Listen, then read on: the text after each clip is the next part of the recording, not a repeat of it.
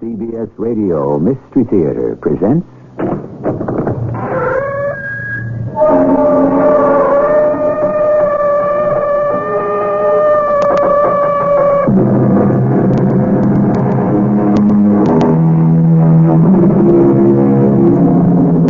Come in. Welcome. I'm E.G. Marshall. Once again, we are fortunate enough to bring you an extraordinary tale from the pen of H.G. Wells. This, one of his stories from the classic Time Machine. Herbert George Wells, born over 100 years ago, had a bold, creative power that not only captured the spirit of the future, but has excited and stunned the millions who have been spellbound by his vision. Eduardo, what are you doing? Just making sure all the backpacks are secure. Who have to speak, Carlos? I saw something flashing in your hand. What are you taking out of that bag? Quiet. We will wake them up. Eduardo, you're stealing. She'll never miss it. What is one little diamond to a woman with all that money?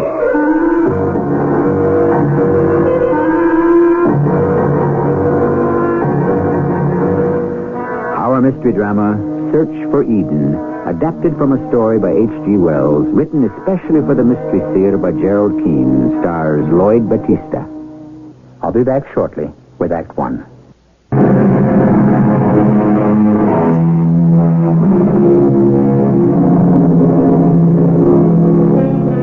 To begin this imaginative account by H.G. Wells, let me start by reading to you how he begins the story. 300 miles from Chimborazo, 100 miles from the snows of Cotopaxi, in the wildest wastes of Ecuador's Andes, there lies a mysterious mountain valley cut off from the world of men. But our story first unfolds in the city. Another beer, Eduardo? I might as well. Why not? Waiter, make that 2 beers. Carlos, I must be crazy sitting here in this street cafe. I've never accused you of being completely sane. No, I'm not joking. Here we sit, 2 mountain climbers, on these uncomfortable little chairs at a dirty little table in a cafe in the middle of the noisiest, smelliest city in all Ecuador. Why are we here? What in the name of Saint Sebastian are we doing here? Drinking beer. Drinking beer. When we should be on some high mountain. But to enjoy our profession, one needs money. And while there is beauty on a mountain pass or clear water in a brook, there's no money in it. Money. I despise it. I've noticed that about you, Eduardo. That's why you're always at the racetrack or with the moneylenders or gambling. My old friend, I know you. You'd do anything for money. Maybe what I hate is not having it. All our equipment needs repair. The cleats of my boots are worn down, useless. Our rope's too heavy. We need a new lightweight kind. I'm not even mentioning a whole new set of pitons. But we don't belong in the city. You will agree to that. You haven't heard a word I said. This is where the money is. At sea level. This is where you find the tourists. At the Excelsior Hotel. There is a Mr. and Mrs. John Murray from San Francisco. San Francisco, USA? Don't interrupt. Mr. and Mrs. Murray are looking for a guide. They wish to climb the Andes. Not all the Andes, just the nearest. And how do you know all this? I've already talked to them. Tomorrow morning, you and I together will meet them. Is this definite? Who do you think is paying for these beers? Mr. and Mrs. Murray.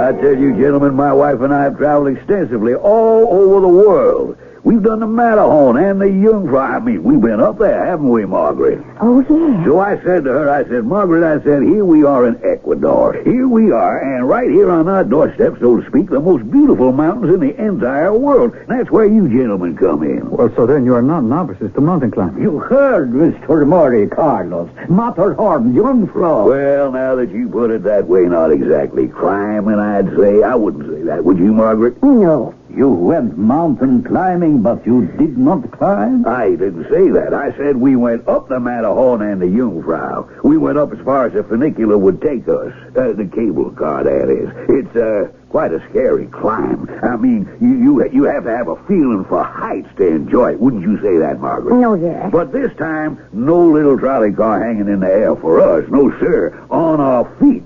So, what say, gentlemen? Well, there are many beautiful places in the mountains, and I would suggest that the first climb be a modest one. Modest? You mean, not too high? Carlos is right. You know, the air is very thin in the Andes, and you must acclimatize yourself to it gradually. How do you feel about that, Margaret? No point our wearing ourselves out first time round, eh? I have heard of a mysterious hidden valley somewhere in the Andes Mountains, which is like an Eden. Is that true? Oh, Mrs. Murray, no one knows. There is such a legend that this Eden in the Andes Mountains does exist. But I will say this. There is not one mountaineer the whole length of the Cordilleras who has not tried to find that valley. Could we look for it? Kind of a Shangri-La, is it? Well, how about that, gentlemen? How about that? Shangri-La or bust? We could take you up into the area where it is believed this Valley of Eden exists, but the chances are we wouldn't find it. Can we make that our first climb? Yes, Mrs. Murray, we can undertake that climb, but it would be advisable not to be your first. See, Carlos is right. Let us make it the second or the third or fourth time, and you will be all the more experienced mountaineers by then. Well, now then, gentlemen, if you don't mind, Margaret and I are going into town to do a little shopping. We always like to look for gifts for the folks back home. How much of you fellas need to start us off the first day? I know you don't have to tell me equipment, food, whatever it takes. Well, I got my trusty little checkbook right here. Now, what would you say? 1,000 to start us off? Is that so crazy? Or dollars, Mr. Murray? Well, I should say not good old American USA dollars. Yes, sir. And I'll come downstairs with you to the hotel desk to make sure they cash it.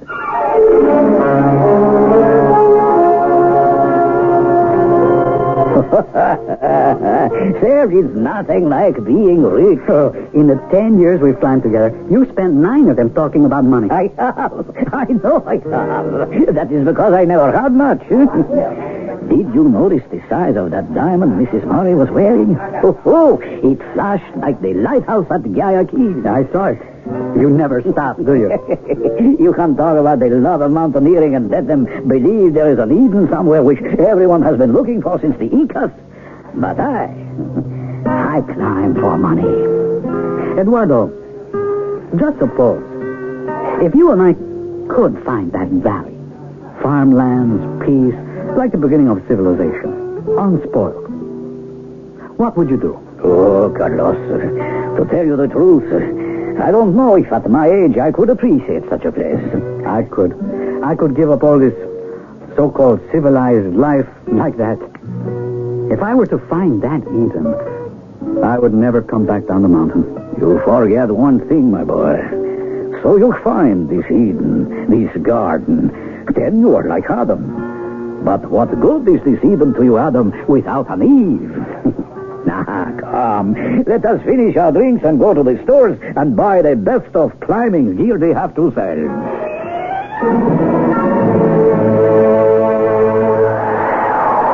I must say, Eduardo, I never thought we'd be caught in a blizzard sitting in a tent miles up on the side of a mountain. How long do these blizzards keep up, Eduardo?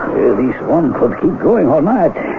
But we will know better when Carlos gets back. How can he tell traipsing around out there? Well, why don't we ask him when he gets back here? I would advise the both of you to climb into your sleeping bags just in case. Just in case what? Yeah. I don't wish to alarm you, but the last time Carlos and I were caught in such a snowstorm, suddenly a great wind came up and carried our tent into the air like a great sail. So we always advise, remain in your sleeping bags. Good thinking. You see, Margaret? You get what you pay for. You hire experts, you get expert attention. Hey, here he comes. Oh, stay where you are. I'll tie the tent flaps fast on the inside. It's nasty out there. Carlos, you're covered in ice. You look just like a snowman. Wait, I'll get my hood off. How is it, Carlos? Oh, I think we're in for it. I made about 50 meters in both directions. We're a little protected by a snow peak above us. That ought to hold back some of the winds. Any signs when it'll let up? Well, there's no way of being sure, Mr. Murray. But we are perfectly safe here. Yeah. So, This is where we spend the night, Carlos? Well, we've no choice. If it stops by morning, can we keep on going? I wouldn't like to promise it. I think it would be wise if we turned back. Don't you agree, Carlos? Well, yes, I do. I'm sorry, Mrs. Murray. I know you had your heart set on finding that hidden valley. But I think it's the wrong time of year. Well, can't have everything. We've had a week of different climbs, and I, for one, am very satisfied. I'm so disappointed. Are you sure we can't find the Eden Valley? Mrs. Murray, I would like to find it as much as you would. It's the dream of my life. But right now, the best thing for us to do is to get inside our sleeping bags and settle down for the night. Eduardo and I will keep watch. And we'll keep this lantern lit. It's more comforting to have a light burning during a storm.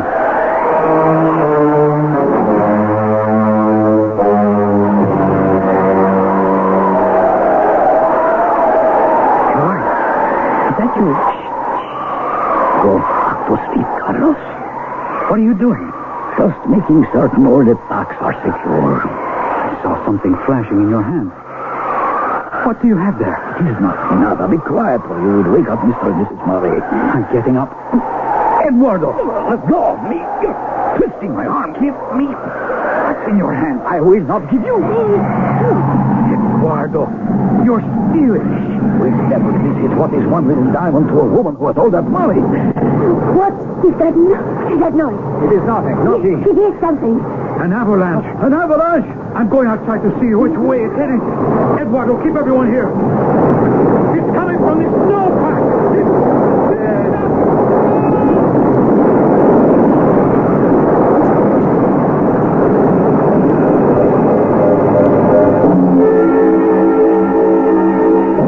Tons of snow and ice roared down the mountain, miraculously missing the tent and its 3 occupants.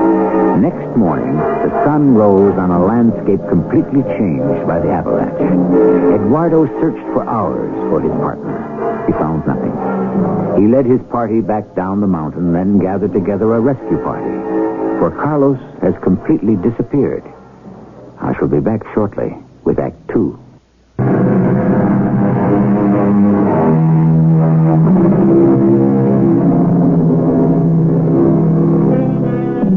To paint the scene for us, let's turn again to the author of this tale, Mr. H.G. Wells, who tells us that the mountaineer fell 1,000 feet and came down in the midst of a cloud of snow upon a deep snow slope. Down this he was whirled, stunned, and insensible, but without a bone broken in his body, and then at last lay still, buried amidst the white masses of snow that had saved him.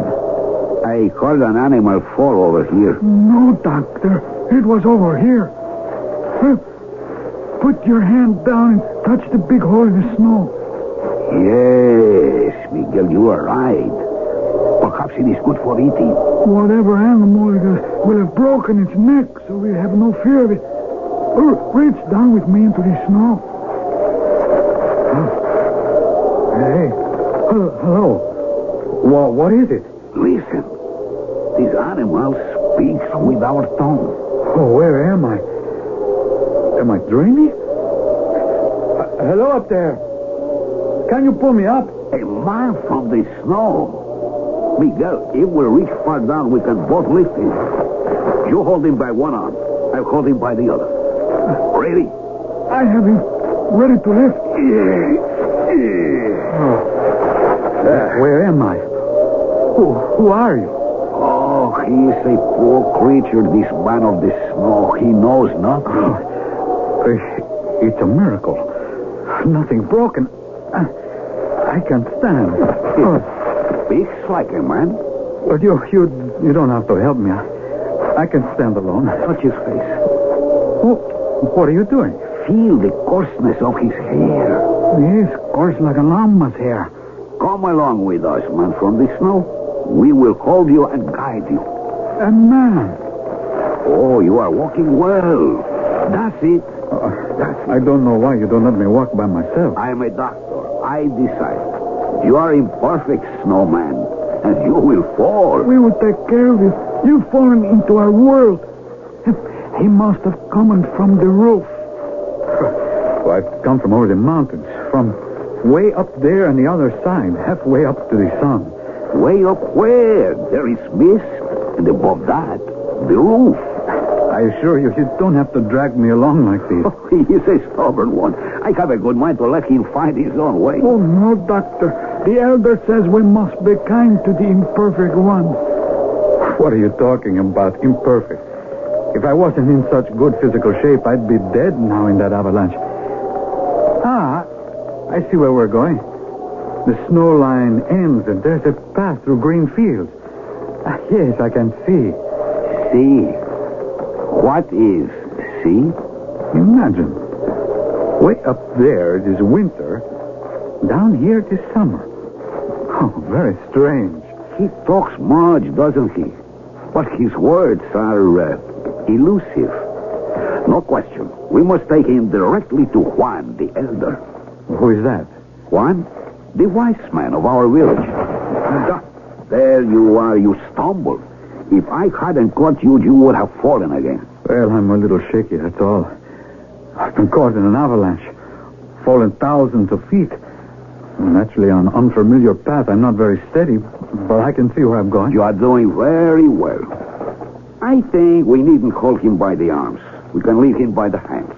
Oh, I beg your pardon, gentlemen. Now that I look at you closely, I understand. You are both blind, aren't you? Blind? What is blind?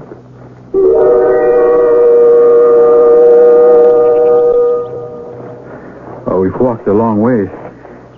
It's beautiful, and your little village is most quaint. But I don't understand why the houses have only doors and no windows. Do you know what he's talking about, Doctor?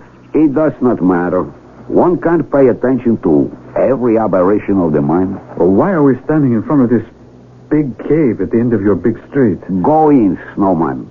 You first. In there is Juan, the elder. Why, it's so dark in here. I can't see a thing. Oh, help, I'm falling. Who is it? Who fed on me? What are you doing? Oh, I'm terribly sorry.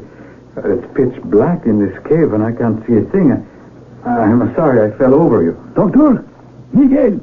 Who is this? A poor unfortunate we found in the snow. He's full of contradictions.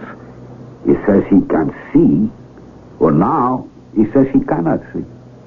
Sit up, you. I'd be glad to. I don't understand why you're here in the dark. What means dark? Of course. So stupid of me. I beg your pardon. You, Juan the Elder, you are also blind. I am so sorry. You see what craziness he talks, Juan? Leave us, Doctor. And thank you for bringing him to me. I wish to talk with this man. You say your name is Carlos. Well, yes, I'm a mountaineer. Last night, or it may have been the night before, I was caught in an avalanche. I was carried miles and miles and then dropped in a snowbank not far from here. So by the grace of God, I am alive. May I call you Juan? By all means, Carlos. I cannot see your face in the dark, but your voice is warm and comforting. It is by voice, sounds to our ears, touch to our fingertips, that we know one another. So you cannot see either, Juan. You are also blind. Try to explain to me what is this see. There is no one in this valley who would understand you. Sound and touch, yes, and smell and taste, yes, that we know. It is all there is between men. We love, bring children into the world, farm the fields, harvest the crops. We lack nothing. Your whole village uses only their fingertips and their voices to know one another? Young man, there is no other way. Ah, so you are all blind. Give me your hand. I will guide it to the edge of a post of wood that has always been in the center of this cave. Can you feel it? Yes, I can. Now, as you move your hand, count the cuts in the wood. Go on. 2, 4, 5, 7. Go on. 12, 13, 14. 14 generations have left their mark there. 14 generations have kept together, farming, weaving, building, all all by sound and by touch. There is nothing else. Good Lord. This is the country of the blind. Ah, Carlos, I am asking too much of you. You have fallen from great height, and you said your brain is, of course, somewhat muddled. One can expect that. No, do not draw away. I put my hands to your face. This is your nose, yes? We have noses, too. But here, I feel strange, feather-like things on either side of your nose. Those are eyelids. Little hairs on them to keep the dust away from... Oh, it's no use. I can feel the little hairs. They move so fast, these eyelids. And there is a lump under each one. Those lumps are my eyes. Eyes? Oh, they are what I see with.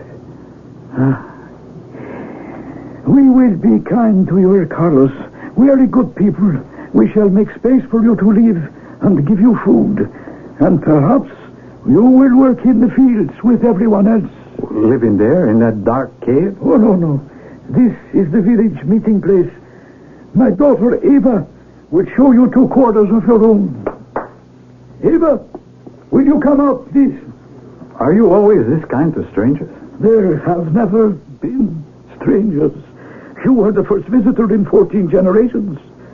But because a man comes to us from the snow, a man who is not whole, who has deformities of the face, or talks in meaningless gibberish, we will not send him away. You are welcome here. This is my daughter, Eva. Eva, this is Carlos. He came with the snowfall. An avalanche dumped him into our valley.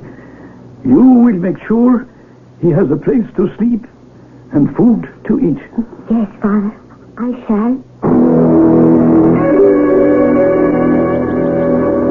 You are Eva? And you are Carlos. Oh, your hair is the same color as mine. Color? What is color? Well, you have brown hair. So have I. Is brown hair something special? I knew it is, Eva. You say that in a nice way. You must have had a nice thought with it. The sound of the voice tells the feelings in the heart. You turn here, Carlos. But how do you know? There is a notch in the curb which tells me all our streets are made at right angles. But I have lived here all my life. Of course, I know my village. It's a miracle to me how an entire village can live so harmoniously and so well without fear. No one here feels deprived of anything. Whatever this sea is, it doesn't exist. This is your door. You go in here. Well, none of these houses, none of them have windows. Why? Windows?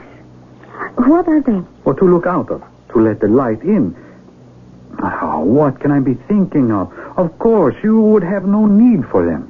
But I would like to learn what windows are. I better hide if we are going to be friends.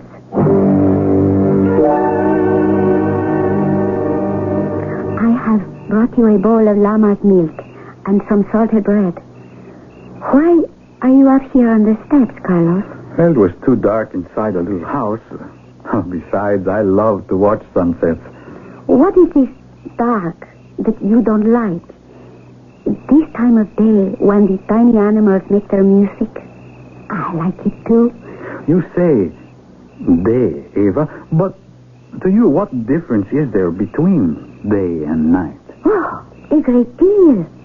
Night, animals sleep, we sleep. The earth becomes cool. You know, I'm sitting here, and I can see the golden red color of the sun going behind that mountain in the sky, going from light to deep blue to purple. Oh, and I am sad that such a beautiful girl as you has never seen it. I wish you would stop.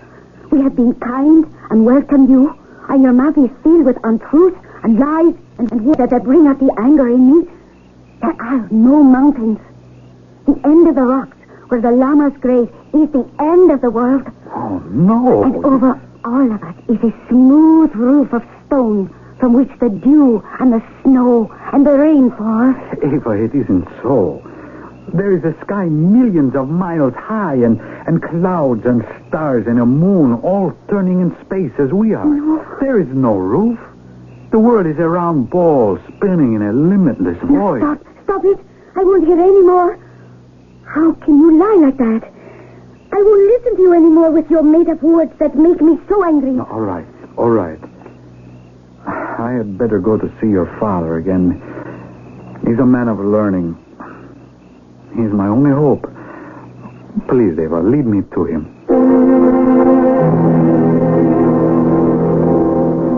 Eva tells me you are filling her ears with strange talk. Unfamiliar, perhaps, but not strange. Do you remember telling me I was the only stranger who had ever come here? Think back and tell me, did anyone ever leave this valley? Oh, yes. Years ago, I am told, at the time of my grandfather's grandfather, men walked beyond the rocks where the llamas graze, and they must have fallen over the edge, who knows where. Oh, they didn't die. They came to my land and spoke of this valley. They called it Eden, after a garden where man first lived. You say the world does not end at the edge of those rocks? More than that. I say that world where I came from is not as happy a place as you have in this valley. That's why I climbed mountains. And you think here you have found your Eden? Well, I'm terribly afraid that I have. And unhappy. Why? Why unhappy? Because it makes me realize the only way man can live without war and disorder, the only way he can exist in peace, man with man, is to be blind. Yes, our young mountaineer is unhappy, even desperate. Alone, he returns to the house they gave him, throws himself on the bed, but cannot sleep. Somehow, he must show these people there is a value to seeing. Especially Eva, the last person he wants to hurt, and the first person in his heart. I shall return shortly with Act 3.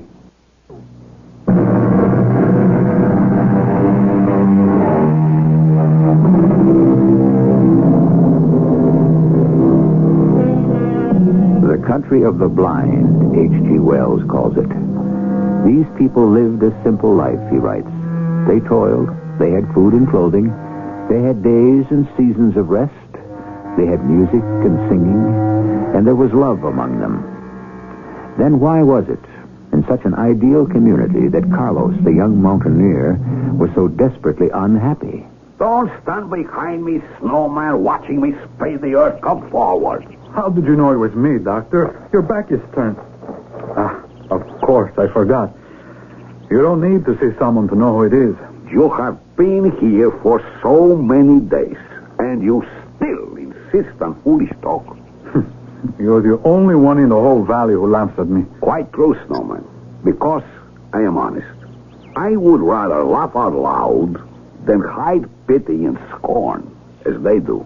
Now go away. I have a lot of spading to do. I suppose everyone in the valley is so healthy you can afford to spend time on your farm, huh? Everyone works the land, whether he be doctor, butcher, shopkeeper, or even the elder. I didn't know that.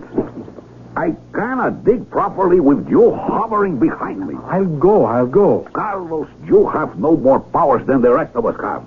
Less. You stumble to distinguish sounds.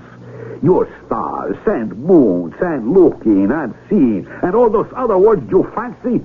Oh, yes, colors, sunlight, all lies. Now, why don't you leave us alone? Go back where you came from. I have heard you with Eva. Eva is not for you. I never said she would. Leave her alone. She's a sweet girl, not to be contaminated. Go away. You're not wanted here. What are you doing with my spade? Put it down. I've had enough of your taunting, you ignorant blind man. I came here looking for peace, and it's those like you who have destroyed it. Now you're trying to destroy me. Get away from me, or I'll use this. Do you hear?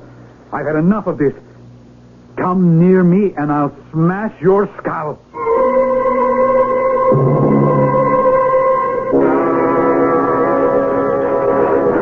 I must get away from him. Be by myself and think. Otherwise, I can't be responsible. Oh, man! Give me back my spade! Carlos! Carlos! Carlos! Come back! I see them all. A whole village of men. Do they think I'm stupid? They're circling around me. Snowman! Give me back my spade, Snowman! My name is not Snowman. My name is Carlos. Snowman, we're coming! Put down the spade, Carlos! Juan, don't you understand? Tell them to go away and leave me alone. Snowman! We have come to take the spade from you. You will hurt yourself. Oh, man! Crazy Snowman! You can't see me. Any of you, you stupid blind bats. But I warn you, I am swinging this spade about my head. And if anyone comes any closer, they will be hit. Do you hear me? You will do as we say, Snowman. I'm going to do what I like in this valley. Do you understand? I am going to do what I like and go where I like.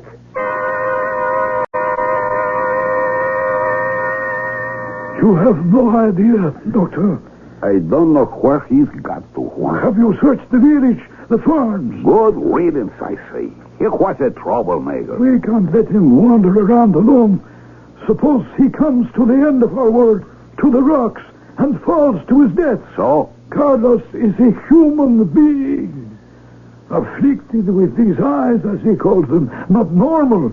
He has wild thoughts, lives in imagination, in dreams perhaps, but still a human being. There you are, Doctor. There, did you tell Juan that we found Carlos? You found him? Yes, both of us. I was just about to. Doctor, that was sinful of you to pretend you didn't know where the poor man was. I am human, too. It was my spade he took and threw in the tall grass where I can find it. My spade he tried to attack us with. Doctor, is there not some other reason you have for hating our visitor? I have no other reason. You must not be jealous of the time Ava spends with him. Jealousy is not for us. We are all above that. Now, where is Carlos? He's on the furthest farm where the llamas find his sweetest grasses. He must be very hungry. It has been 3 days. He won't starve. If the llamas can eat grass, so can he. Good for the digestion. A man, a human being is hiding. Afraid of us. Afraid of himself. Water came from the roof above us twice since he ran away. He's in the fields, wet, hungry, perhaps desperate. Perhaps he found shelter. I hope so, Miguel. You say you found him in the furthest farm. Very well. I shall go myself. I am sorry, Juan. I brought so much ill feeling to your village. Good. You are wiser now. And you are sorry. Yes, I am sorry. And do you still think you can see? No, that was folly. That word means nothing. Less than nothing. Ah, good. I am glad you have realized that. Juan, before you ask me any more questions, for pity's sake, give me some food or I shall die.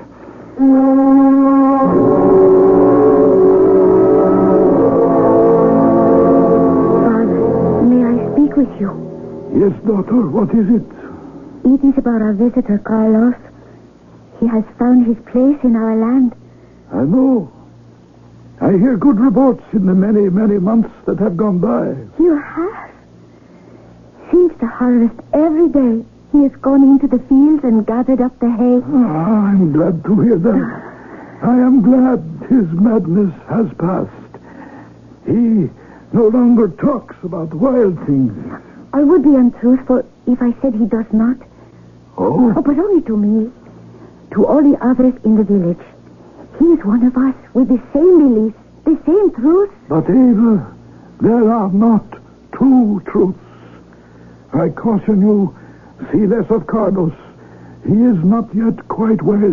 That is what I came to tell you, Father. He has asked me to marry him. What can I do?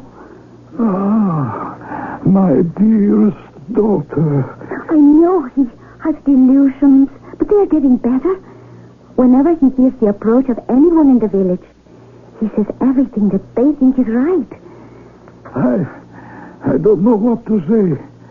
I have always believed in following one's heart. He loves me. And Father, I love him.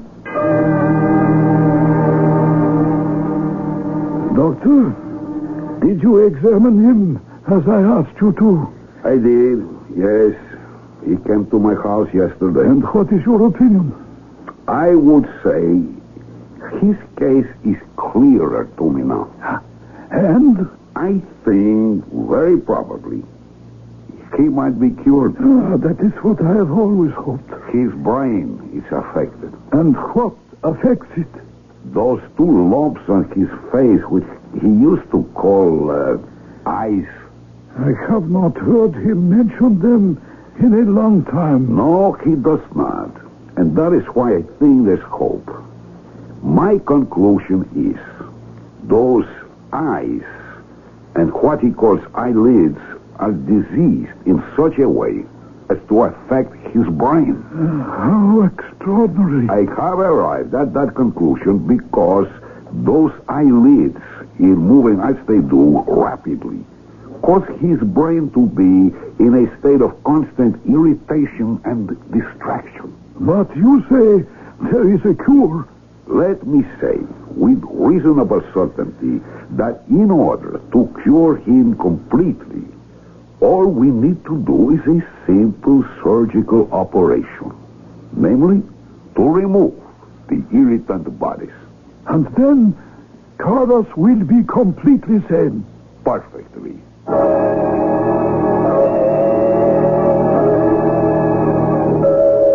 Eva. I have come out to the field to talk to you. Well, did anyone see you? No one. All right, let's sit here. The high grass will hide us. Carlos, dearest, I have told my father that we wish to be married. You did? But when? Several days ago. What did he say? It was he who had the doctor send for you and examine you. He was still a little worried that you were not completely like the rest of us. Would you want me to be? I don't know. But my father would. So he had you examined and then sent for the doctor. Oh?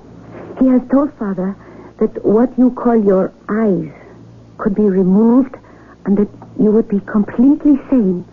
Oh, remove them? Is that what you wish? To have my sight taken from me? Our marriage would be assured, my darling. Father says so. Take away my gift of sight. Well, you haven't spoken of it that way in a long time. Eva, my world is sight.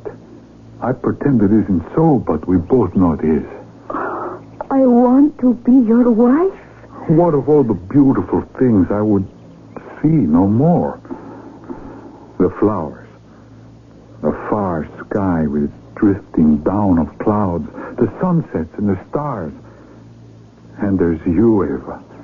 For you alone it's good to have sight. To see your sweet, serene face, your dear face, your beautiful hands folded together. Don't say those things to me. Instead, you offer me night and blackness. All I'm left with is to touch you, hear you, never see you again, imprisoned under that roof of rock and stone and darkness. Would you have me do that? I want so much to be your wife, Carlos. Dear Carlos. Oh, Lord in heaven, help me. But dearest heart, you will not be hurt. And you will go through all this for me. You will. I swear to you, my loving Carlos. Then we shall be happy forever. And when must this take place? Tomorrow. Oh, so soon. Yes. Tomorrow, then? I shall see no more. I must go now and tell Father the wonderful news. Eva, Yes? I wanted to look at your face once more. To remember.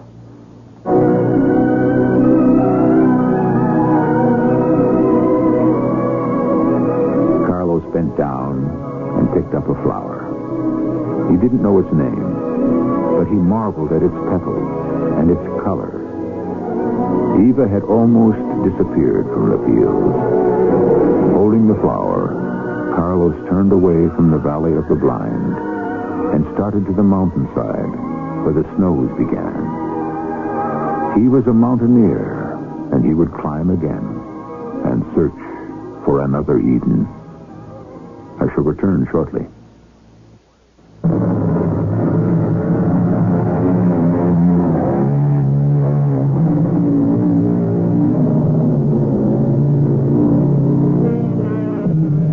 Whether one tries to surmount cliffs of stone, ice, or avalanches, or the hurdles of life below, we're all mountaineers. The quest for tranquility is in every heart. Rudyard Kipling, a friend of H.G. Wells, described our search when he wrote, "Something hidden, go and find it. Go and look behind the ranges.